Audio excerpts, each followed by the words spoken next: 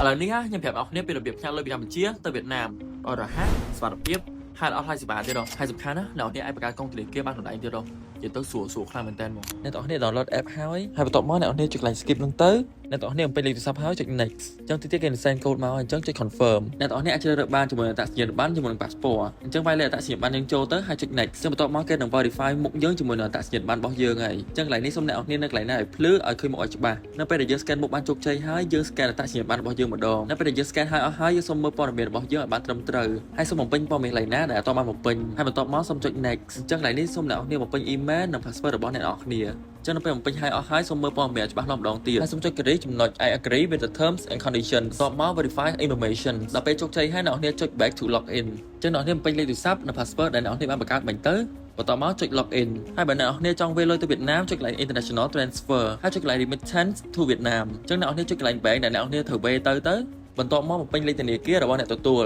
បន្ទាប់មកចំនួនទឹកប្រាក់ដែលចង់ transfer ហើយអ្នកគ្នាវេលុយក្នុងគោលបំណងអីអញ្ចឹងរើសចំណុចមួយហ្នឹងទៅចឹងបន្ទាប់មកចុចកន្លែងហ្នឹងដដែលមកហើយចុច next